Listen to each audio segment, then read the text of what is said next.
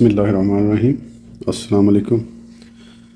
इस ऑडियो में हम रिसाला कुशैरिया को आगे कंटिन्यू करेंगे। उससे पहले अगर आपने सब्सक्राइब नहीं किया तो सब्सक्राइब कर लें और बेल आइकॉन प्रेस कर दें। तो शुरू करते हैं। 4 किस्म के फ़कीर। हज़रत अबू अली रोज़बारी रहमतुल्लाह अलैह फरमाते हैं कि 4 किस्म के आदमी अपने अपने ज़माने में हुए हैं। वो जो अपने भाइयों और बादशाह किसी से कुछ न लेता, और वो हज़रत यूसुफ़ बिन असबात रहमतुल्लाह अलैह हैं। उनको अपने वालिद से विरासत में 70,000 दिरहम मिले और उन्होंने उसमें से कुछ न लिया। वो अपने हाथ से खजूर के पत्तों की चटाई बनाते थे। वो जो अपने भाइयों और बादशाह सबसे लेते थे, वो हज़रत अबू इसहाक़ फ़ज़ारी रहमतुल्लाह अलैह थे। वो जो कुछ अपने भाइयों से लेते थे उसे उन लोगों पर खर्च करते जिनकी हालत का लोगों को इल्म न होता और वो इबादत की वजह से हरकत ना कर सकते थे। वो अपने भाइयों से लेते लेकिन बादशाह से ना लेते। वो हज़रत अब्दुल्ला बिन मुबारक रहमतुल्लाह अलैह थे। वो अपने भाइयों से लेते तो उसके बदले उनको कुछ देते। और वो जो बादशाहों से लेते और अपने भाइयों से ना लेते, वो हज़रत मग़लद बिन हुसैन रहमतुल्लाह अलैह थे। वो फरमाते थे, बादशाह एहसान नहीं जताता और भाई एहसान जताते हैं। फ़ुकरा का हाल। हज़रत उस्ताद अबू अली दक्काक रहमतुल्लाह अलैह फरमाते थे कि हदीस शरीफ में आया है, जो शख्स किसी मालदार के सामने उसकी मालदारी की वजह से आजिज़ी करता है, उसका 2/3 दीन चला जाता है। फरमाते हैं उसकी वजह यह है कि इंसान दिल, ज़ुबान और नफ्स का नाम है। जब वो अपने नफ्स और ज़ुबान के साथ मालदार के सामने आजिज़ी करता है तो उसका 2/3 दीन चला जाता है। और अगर वो दिल में उसकी फजीलत का अकीदा इस तरह रखे जिस तरह वो अपनी ज़ुबान और नफ्स के साथ उसके सामने आजिज़ी करता है, तो उसका पूरा दीन चला जाए। कहा गया कि फ़कीर के लिए हालत फ़ुकर में कम से कम 4 चीज़ों का होना ज़रूरी है। इल्म जो उसकी तदबीर करे, तकवा जो उसे बुराइयों से रोके, यकीन जो उसे अमल की तरगीब दे, ज़िक्र जिसके साथ वो मानूस हो। कहा गया है कि जो शख्स फ़ुकर का इरादा फ़ुकर के शर्फ़ की वजह से करता है वो फ़कीर मरता है, और जो शख्स इसलिए फ़ुकर का इरादा करे कि अल्लाह अज़्ज़ व जल के सिवा किसी और तरफ मशगूल ना हो, वो गनी होने की हालत में मरता है। हज़रत मुज़य्यन रहमतुल्लाह अलैह फरमाते हैं, अल्लाह अज़्ज़ व जल की तरफ पहुँचने के रास्ते सितारों से भी ज़्यादा थे। अब उनमें से सिर्फ़ फ़ुकर का रास्ता बाकी रह गया है और वो सबसे दुरुस्त रास्ता है। हज़रत नूरी रहमतुल्लाह अलैह फरमाते हैं, फ़कीर की सिफ़त ये है कि उसके पास कुछ ना हो तो उसे सुकून मिले, और जो कुछ हो तो वो इसार करे। हज़रत शिबली रहमतुल्लाह अलैह से फ़ुकर की हकीकत के बारे में पूछा गया तो उन्होंने फरमाया ये कि बंदा अल्लाह अज़्ज़ व जल के सिवा किसी और की चीज़ के साथ इस्तिग़ना महसूस ना करे। हज़रत मंसूर बिन खल्फ़ मग़रिबी रहमतुल्लाह अलैह फरमाते हैं, हज़रत अबू सहल ख़िशाब कबीर रहमतुल्लाह अलैह ने मुझसे फरमाया, फ़ुकर मोहताजी और ज़िल्लत का नाम है। मैंने कहा नहीं, बल्कि मोहताजी और इज़्ज़त है। उन्होंने फरमाया फ़ुकर मोहताजी और तवाज़े है। मैंने कहा नहीं, बल्कि मोहताजी और बुलंदी है। हज़रत उस्ताद अबू अली दक्काक रहमतुल्लाह अलैह फरमाते थे, मुझसे इस हदीस का मायने पूछा गया, करीब है कि फ़ुकर कुफ़र हो जाए। फरमाते हैं, मैंने कहा हर चीज़ की आफ़त और इसकी ज़िद उसकी फ़जीलत और कदर के मुताबिक होती है। बस जो चीज़ फ़ी नफ्स अफजल हो उसकी ज़िद और आफ़त सबसे ज़्यादा नाक़िस होगी। जैसे ईमान सबसे बेहतर खसलत है तो उसकी ज़िद कुफ़र है। बस जब फ़ुकर पर कुफ़र का ख़तरा हुआ तो ये इस बात पर दलालत है कि फ़ुकर सब औसाफ से ज़्यादा शर्फ़ वाली खसलत है। हज़रत जुनैद बगदादी रहमतुल्लाह अलैह फरमाते थे, जब तुम किसी फ़कीर से मुलाकात करो तो उसके साथ नरमी से मुलाकात करो। उसे इल्म के साथ ना मिलो, यानी इल्मियत का इजहार न करो, क्योंकि नरमी से वो उन्स महसूस करेगा और इल्म की वजह से उसे वहशत होगी। हज़रत मुर्ताश रहमतुल्लाह अलैह फरमाते हैं, मैंने पूछा, ए अबू अल कासम, क्या किसी फ़कीर को इल्म से वहशत होती है? फरमाया, हाँ, जब फ़कीर अपने फ़ुकर में सादिक हो और तुम उस पर अपना इल्म डालो तो वह इस तरह पिघल जाता है जिस तरह सीसा आग में पिघलता है। हज़रत मुज़फ़्फ़र करमसीनी रहमतुल्लाह अलैह फरमाते हैं, फ़कीर वो है जिसकी अल्लाह अज़्ज़ व जल के पास कोई हाजत ना हो। हज़रत उस्ताद अबू अल कासिम रहमतुल्लाह अलैह फरमाते हैं, इन अल्फाज में उन लोगों के लिए जो बज़ाहिर अल्फाज सुनते हैं और वो सूफिया के मायने से बेखबर होते हैं कुछ अशकाल हो सकता है, लेकिन इस इबारत के कायल का इशारा इस बात की तरफ है कि फ़ुकरा अपने मुतालबात को साकत और अपने इख्तियारात की नफ़ी करके इस बात पर राज़ी होते हैं जो हक़ सुब्हानहू व तआला उस पर जारी करता है। हज़रत इब्न खफ़ीफ़ रहमतुल्लाह अलैह फरमाते हैं, फ़ुकर ये है कि अपने आप को किसी चीज़ का मालिक करार न दे और सिफ़ात के अहकाम से निकल जाए, यानी सिफ़ात को अपनी तरफ मंसूब न करे। हज़रत अबू हफ्स रहमतुल्लाह अलैह फरमाते हैं, किसी शख्स के लिए फ़ुकर उस वक़्त तक दुरुस्त नहीं हो सकता जब तक वो लेने की बजाय देने को ज़्यादा पसंद न करे। और सखावत ये नहीं कि मालदार मुख्ताज को दे, सखावत ये है कि मुफलिस मालदार को दे। हज़रत इब्न जला रहमतुल्लाह अलैह फरमाते हैं, अगर अल्लाह अज़्ज़ व जल के लिए तवाज़े को शर्फ़ हासिल न होता तो फ़कीर को चलते वक्त अकड़ने का हुक्म दिया जाता। हज़रत यूसुफ़ बिन असबात रहमतुल्लाह अलैह फरमाते हैं, मैं 40 साल से 2 कमीज़ों का मालिक नहीं हुआ, सिर्फ़ 1 कमीज़ का मालिक रहा। 1 कमीज़ और 2 कमीज़ें। एक सूफ़ी कहते हैं, क़यामत कायम है।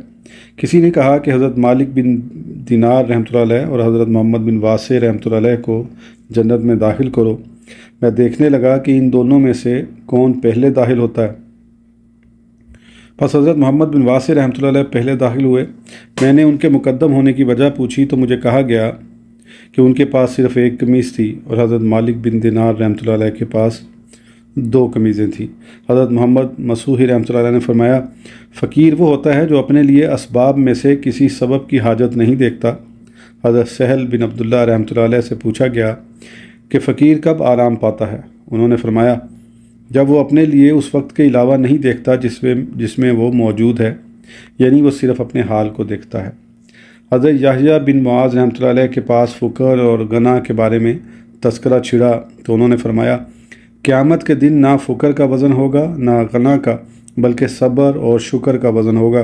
बस कहा जाएगा कि उसने शुक्र अदा किया, उसने सब्र किया। कहा गया है कि अल्लाह अज़्ज़ व जल ने अपने एक नबी अलैहिस्सलाम की तरफ वही भेजी कि अगर तुम ये बात मालूम करना चाहते हो कि मैं तुमसे किस कदर राज़ी हूँ तो देखो कि फ़ुकरा तुमसे किस कदर राज़ी हैं। हज़रत अबू बकर ज़क्काक रहमतुल्लाह अलैह फरमाते हैं, जो शख्स अपने फ़ुकर में साहिब तकवा नहीं वो महज़ हराम खाता है। कहा गया है कि हज़रत सुफियान सूरी रहमतुल्लाह अलैह की मजलिस में फ़ुकरा यूँ दिखाई देते जैसे उमरा हों। हज़रत अबू बकर बिन ताहिर रहमतुल्लाह अलैह फरमाते हैं, फ़कीर के अहकाम में से ये बात है कि वह दुनिया में रग़बत न रखे और अगर यह ज़रूरी हो तो उसकी रग़बत उसकी ज़रूरतों से ना बढ़े।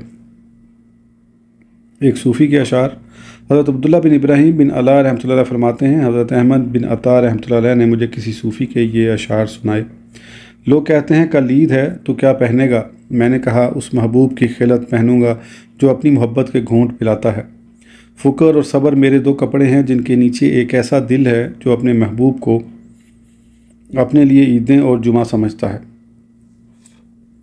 ज़ियारत के दिन मुनासिब तरीन लिबास जिसे पहन कर तू महबूब से मिले वो लिबास है जो तुझे महबूब ने पहनाया। ए मेरी आरज़ू, अगर तू गायब हो जाए तो ज़माना मेरे लिए मातम कदा है और जब तक तू मुझे दिखाई देता है मेरे लिए ईद है। कहा गया है कि ये अशार अबू अली रोज़बारी रहमतुल्लाह अलैह के हैं। हज़रत अबू बकर मिस्री रहमतुल्लाह अलैह से सच्चे फ़कीर के बारे में पूछा गया तो उन्होंने फरमाया, वो जो किसी चीज़ का मालिक ना हो और ना ही मालिक होने की ख्वाहिश रखता हो। हज़रत ज़ुन्नून मिस्री रहमतुल्लाह अलैह फरमाते हैं, मखलूत आमाल की मौजूदगी में हमेशा अल्लाह अज़्ज़ व जल का मुख्ताज होना मुझे इस बात से ज़्यादा पसंद है कि मैं हमेशा मुतकब्बिर पाकबाज रहूँ। हज़रत अबू जाफ़र हद्दाद रहमतुल्लाह अलैह 20 साल तक मुसलसल हर दिन 1 दिनार के बदले काम करते और वो दिनार फ़ुकरा पर खर्च कर देते। खुद रोज़ा रखते और शाम और इशा के दरमियान निकलते तो लोगों के दरवाज़ों से उनको सदका दिया जाता, वो ख़ुद नहीं मांगते थे। हज़रत नूरी रहमतुल्लाह अलैह फरमाते हैं, फ़कीर की तारीफ़ ये है कि जब कुछ ना हो तो उसे सुकून हासिल हो और जब उसके पास कुछ हो तो इसार करे। उस जैसी इज़्ज़त अपनी जैसी ज़िल्लत न देखी। हज़रत मोहम्मद बिन अली कतानी रहमतुल्लाह अलैह फरमाते हैं, मक्का मुकरमा में हमारे पास एक नौजवान था जिसने पुराने चीथड़े पहन रखे थे और वो हमसे मेल जोल नहीं रखता था। मेरे दिल में उसकी मोहब्बत पैदा हो गई और मुझे हलाल तरीके से 200 दिरहम हासिल हुए जिनको मैं उसके पास ले गया और उसकी जाए नमाज के किनारे पर रख दिए और मैंने उससे कहा, ये दिरहम मुझे हलाल तरीके से मिले हैं, तुम इनको अपने किसी काम में खर्च करो। उसने मुझे गज़बनाक निगाह के साथ देखा, फिर उसने वो बात जाहिर की जो मुझसे छुपा रहा था और कहा कि मैंने अल्लाह अज़्ज़ व जल के साथ इस मजलिस को फ़िरागत के साथ 70,000 दिनार के बदले ख़रीदा है। جاگیر اور غلہ اس کے علاوہ ہے، تو آپ مجھے ان چند درموں کے ذریعے اس سے دھوکہ دینا چاہتے ہیں۔ اس نے اٹھ کر ان کو بکھیر دیا۔ میں بیٹھ کر چننے لگا۔ جب وہ چلا گیا تو میں نے اس کی عزت جیسی عزت اور اپنی ذلت جیسی ذلت نہیں دیکھی جب میں ان کو چن رہا تھا۔ حضرت عبداللہ بن خفیف رحمۃ اللہ علیہ فرماتے ہیں، مجھ پر 40 سال سے صدقہ فطر واجب نہیں ہوا اور مجھے عام اور خاص لوگوں میں قبولیت حاصل ہے۔ حضرت ابو عبداللہ بن خفیف رحمۃ اللہ علیہ سے اس فقیر کے بارے میں پوچھا گیا جو 3 دن بھوکا رہتا ہے اور 3 دن کے بعد باہر نکل کر حسب ضرورت مانگتا ہے، اس فقیر کے متعلق کیا کہا جائے گا؟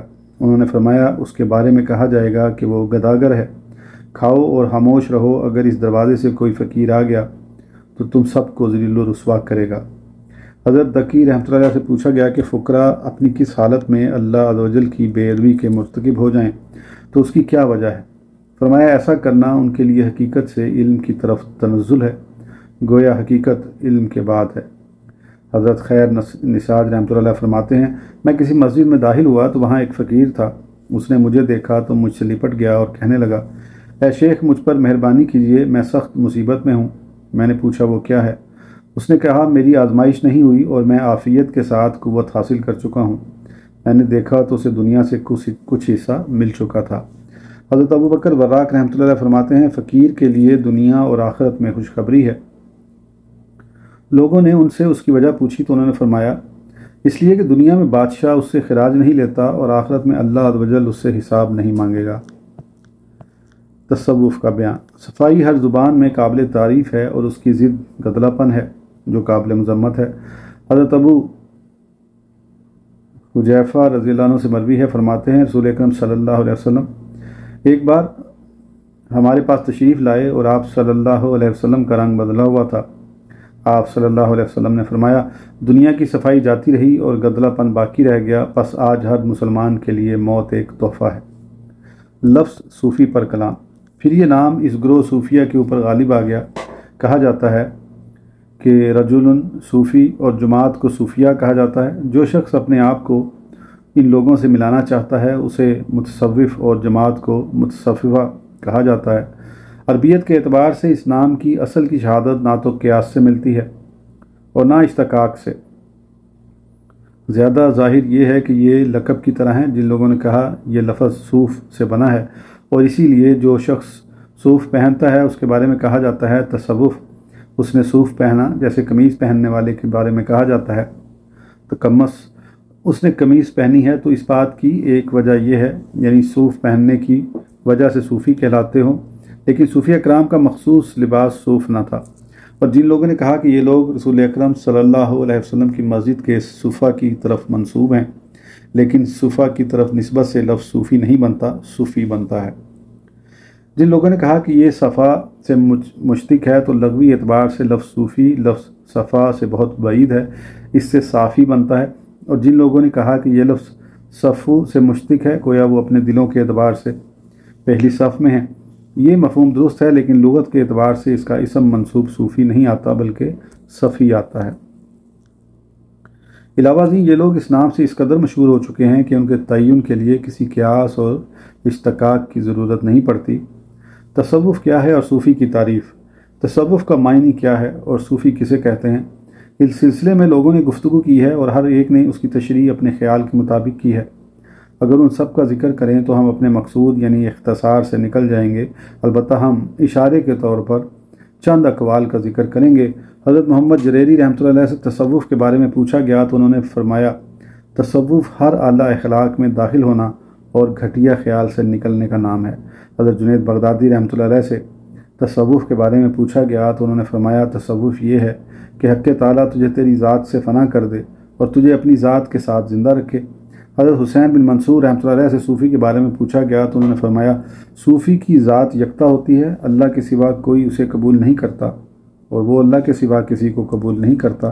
حضرت ابو حمزہ بغدادی رحمۃ اللہ علیہ فرماتے ہیں، سچے صوفی کی علامت یہ ہے کہ وہ مالدار ہونے کے بعد بھی فقیر رہے، عزت کے بعد بھی حقیر بنے اور شہرت کے بعد بھی مخفی رہے، اور جھوٹے صوفی کی علامت یہ ہے کہ وہ فقر کے بعد بھی دنیا کے ذریعے مالداری حاصل کرے، حقیر ہونے کے بعد بھی عزت والا بنے اور گمنام ہونے کے بعد بھی شہرت والا ہو۔ حضرت عمر بن عثمان مکی رحمۃ اللہ علیہ سے تصوف کے بارے میں پوچھا گیا تو انہوں نے فرمایا کہ بندہ ہر وقت اس حالت میں رہے جو اس کے لیے وقت کے مطابق بہتر ہو۔ حضرت محمد بن علی قصاب رحمۃ اللہ علیہ فرماتے ہیں تصوف وہ کریمانہ اخلاق ہے جو کریم زمانے میں کریم آدمی سے کریم لوگوں کے ساتھ ظاہر ہو۔ حضرت سمنون رحمۃ اللہ علیہ سے تصوف کے بارے میں پوچھا گیا تو انہوں نے فرمایا کہ نہ تم کسی چیز کے مالک بنو اور نہ کوئی چیز تمہاری مالک بنے۔ حضرت رویم رحمۃ اللہ علیہ سے تصوف کے بارے میں پوچھا گیا تو انہوں نے فرمایا نفس کو اللہ عز و جل کے سپرد کر دینا، وہ اس کے ساتھ جو چاہے سلوک کرے تصوف ہے۔ حضرت جنید بغدادی رحمۃ اللہ علیہ سے تصوف کے بارے میں پوچھا گیا تو انہوں نے فرمایا اللہ عز و جل کے ساتھ تمہارا تعلق ایسا ہو کہ کسی دوسرے کے ساتھ تمہارا تعلق ایسا نہ ہو۔ حضرت رویم بن احمد بغدادی رحمۃ اللہ علیہ فرماتے ہیں تصوف کی بنیاد 3 خصلتیں ہیں: فکر کو مضبوطی کے ساتھ اختیار کرنا اور اللہ عز و جل کا محتاج رہنا، خرچ اور ایثار کرنے کی صفت سے متصف ہونا، کسی چیز کے تعرض اور اسے اختیار کرنے کو ترک کر دینا۔ حضرت معروف کرخی رحمۃ اللہ علیہ فرماتے ہیں حقائق پر عمل کرنے اور لوگوں کی چیزوں سے نا امید ہونا تصوف ہے۔ حضرت حمدون قصار رحمۃ اللہ علیہ فرماتے ہیں صوفیہ کی محبت میں رہو، ان کے ہاں بری باتوں کے لیے کئی عذر ہیں۔ حضرت خراز رحمۃ اللہ علیہ سے اہل تصوف کے بارے میں پوچھا گیا تو انہوں نے فرمایا یہ وہ لوگ ہیں جن کو وسیع پیمانے پر انعامات دیے گئے اور ان کو اپنی طرف رجوع کرنے سے روکا گیا، حتیٰ کہ انہوں نے اپنے آپ کو بھی گم کر دیا۔ پھر ان کو ان کے باطن نے پکار کر کہا کہ سنو اب تم ہم پر رو لو کیونکہ ہم اپنے مقصود تک نہیں پہنچے۔ حضرت جنید بغدادی رحمۃ اللہ علیہ فرماتے ہیں تصوف جبر و قہر ہے، اس میں صلح نہیں ہوتی۔ انہوں نے یہ بھی فرمایا کہ اہل تصوف ایک گھرانے والے ہوتے ہیں، ان میں ان کے علاوہ کوئی داخل نہیں ہوتا۔ انہوں نے یہ بھی فرمایا تصوف دل جمی سے ذکر کرنا، سن کر وجد میں آنا اور اتباع سنت کرتے ہوئے عمل کرنا ہے۔ انہوں نے یہ بھی فرمایا کہ صوفی زمین کی طرح ہے، اس پر ہر قبیح چیز ڈالی جاتی ہے لیکن اس سے ہر قسم کی خوبصورت چیز نکلتی ہے۔ انہوں نے یہ بھی فرمایا کہ صوفی زمین کی طرح ہے، اسے ہر نیک اور برا رونتا ہے، اور بادل کی طرح ہے جو ہر ایک کو سایہ مہیا کرتا ہے، اور بارش کی طرح ہے جو ہر ایک کو سیراب کرتی ہے۔ انہوں نے یہ بھی فرمایا جب تم صوفی کو دیکھو کہ وہ اپنے ظاہر کو درست کرنے کا بڑا اہتمام کرتا ہے تو جان لو کہ اس کا باطن خراب ہے۔ حضرت سہل بن عبداللہ رحمۃ اللہ فرماتے ہیں صوفی وہ ہے جو اپنے خون کو رائیگاں سمجھے اور اپنی ملکیت کی چیزوں کو لوگوں کے لیے مباح سمجھے۔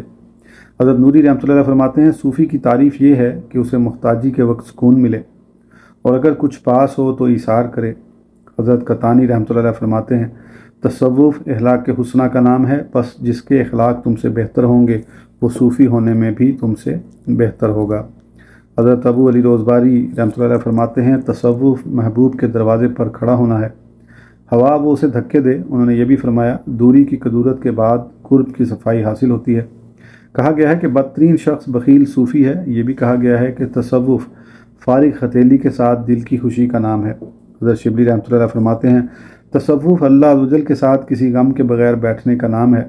حضرت ابو منصور رحمۃ اللہ فرماتے ہیں صوفی اللہ عز و جل کی طرف سے اشارہ کرنے والا ہوتا ہے اور مخلوق تو ساری اللہ عز و جل کی طرف اشارہ کرنے والی ہوتی ہے۔ حضرت شبلی رحمۃ اللہ فرماتے ہیں صوفی مخلوق سے کٹ کر حق تعالیٰ سے وصال اختیار کرتا ہے، ارشاد خداوندی ہے اور میں نے تجھے خاص اپنے لیے بنایا۔ اللہ عز و جل نے حضرت موسیٰ علیہ السلام کو ہر غیر سے منقطع کر دیا، پھر فرمایا تم ہرگز مجھے نہیں دیکھ سکتے تاکہ آپ کا شوق بڑھے۔ حضرت شبلی رحمۃ اللہ نے پھر فرمایا صوفی اکرام حق تعالیٰ کے ہاں اس طرح ہیں جس طرح بچہ ماں کی گود میں محفوظ ہوتا ہے۔ انہوں نے یہ بھی فرمایا تصوف جلانے والی بجلی ہے۔ یہ بھی فرمایا کہ تصوف کائنات کو دیکھنے سے محروم رہنے کا نام ہے۔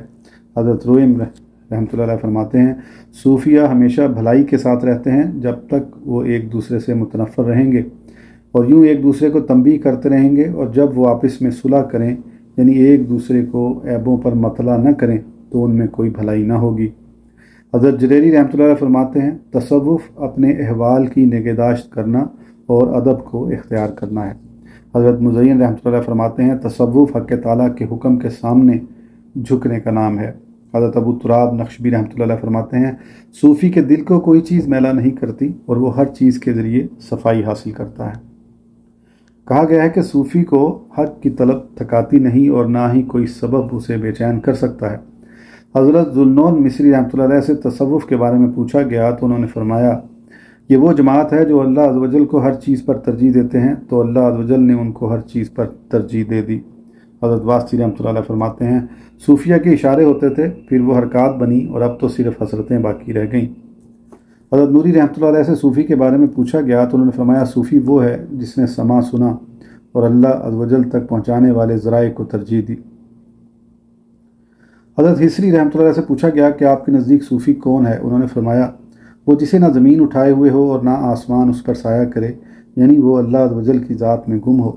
حضرت استاد ابو القاسم رحمۃ اللہ علیہ فرماتے ہیں انہوں نے اس کے محو ہونے یعنی گم ہونے کی طرف اشارہ کیا ہے۔ کہا گیا ہے کہ صوفی وہ ہے جس کے سامنے دو حالتیں یا دو خلق آئیں اور وہ دونوں اچھے ہوں تو وہ ان میں سے زیادہ اچھے کو اختیار کرے۔ حضرت شبلی رحمۃ اللہ علیہ سے پوچھا گیا کہ صوفیہ کا یہ نام کیوں رکھا گیا ہے؟ انہوں نے فرمایا اس لیے کہ ان میں ان کے نفسوں کا حصہ باقی رہ گیا، اگر یہ بات نہ ہوتی تو یہ نام ان کے ساتھ نہ چمٹتا۔ حضرت ابن جلا رحمۃ اللہ علیہ سے پوچھا گیا کہ صوفی کا معنی کیا ہے؟ انہوں نے فرمایا کسی علم میں ہم اس کا معنی نہیں پاتے، البتہ ہم یہ بات جانتے ہیں کہ جو شخص فقیر ہوتا ہے وہ اسباب پر اعتماد نہیں کرتا اور وہ کسی مکان کی قید کے بغیر اللہ عز و جل کے ساتھ ہوتا ہے، اور اللہ عز و جل اسے کسی بھی مکان سے بے علم نہیں رہنے دیتا ہے، اس لیے ان کو صوفی کہا جاتا ہے۔ بعض حضرات نے کہا کہ تصوف جاہ و جلال کو ساکت کرنے اور دنیا اور آخرت میں رسوائی کا نام ہے، یعنی وہ اپنی عزت دنیا اور آخرت کی بجائے اپنے رب عز و جل کے ساتھ تعلق سے حاصل کرتے ہیں۔ حضرت ابو یعقوب مزائلی رحمۃ اللہ علیہ فرماتے ہیں تصوف ایسی حالت کا نام ہے جس میں انسانی علامتیں فنا ہو جاتی ہیں۔ حضرت ابو الحسن سروانی رحمۃ اللہ علیہ فرماتے ہیں صوفی واردات کے ساتھ ہوتا ہے، اوراد کے ساتھ نہیں، یعنی اس پر کیفیت کا درود ہوتا ہے۔ حضرت استاد ابو علی دقاق رحمۃ اللہ علیہ فرماتے ہیں اس سلسلے میں جو بہترین بات کہی گئی ہے وہ یہ ہے کہ یہ ایک ایسا طریقہ ہے جو صرف ان لوگوں کے لیے مناسب ہے جن کی ارواح کے ذریعے اللہ عز و جل نے گندگیوں کو صاف کر دیا ہے۔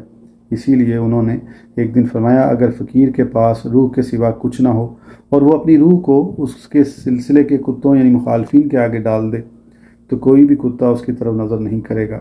حضرت استاد ابو سہل سالوکی رحمۃ اللہ علیہ فرماتے ہیں تصوف اللہ عز و جل کے فیصلے پر اعتراض کرنے سے بچنے کا نام ہے۔ حضرت حصری رحمۃ اللہ علیہ فرماتے ہیں صوفی معدوم ہونے کے بعد وجود میں نہیں آتا اور وجود میں آنے کے بعد معدوم نہیں ہوتا۔ حضرت استاد ابو القاسم کشیری رحمۃ اللہ علیہ فرماتے ہیں حضرت حصری رحمۃ اللہ علیہ کے اس قول میں اشکال ہے، ان کا قول کہ وہ معدوم ہونے کے بعد نہیں پایا جاتا، یعنی جب اس کی آفات فنا ہو جاتی ہیں تو وہ آفات کی طرف نہیں لوٹتا، اور ان کا یہ کہنا کہ وہ وجود میں آنے کے بعد معدوم نہیں ہوتا تو اس کا مطلب یہ ہے کہ وہ اللہ عز و جل کے ساتھ مشغول ہوتا ہے، لہذا مخلوق کے ساکت ہونے سے ساکت نہیں ہوتا، پس حادثات اس پر اثر انداز نہیں ہوتے۔ کہا گیا ہے کہ صوفی وہ ہے جو حق کی طرف سے اپنے اوپر ظاہر ہونے والے احوال کی وجہ سے اپنی ذات سے بے خبر ہوتا ہے۔ یہ بھی کہا گیا ہے کہ صوفی اللہ عز و جل کی تدبیر اور تصوف کے سامنے مقہور ہوتا ہے، بے بس ہوتا ہے اور عبودیت کے تصرفات کی وجہ سے مستور ہوتا ہے، یعنی پردے میں ہوتا ہے۔ اور کہا جاتا ہے کہ صوفی میں تغیر نہیں ہوتا اور اگر تبدیلی آئے بھی تو اس میں میل نہیں ہوتی۔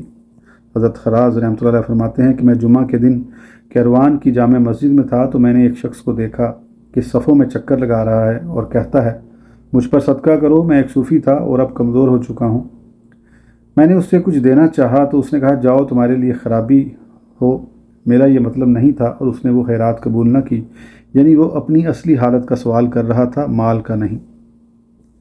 آج کی آڈیو کے لیے اتنا ہی، پھر انشاءاللہ اگلی آڈیو میں آگے کنٹینیو کریں گے۔ اس وقت تک کے لیے اجازت دیجیے، سبسکرائب کرنا نہ بھولیں۔ اللہ حافظ۔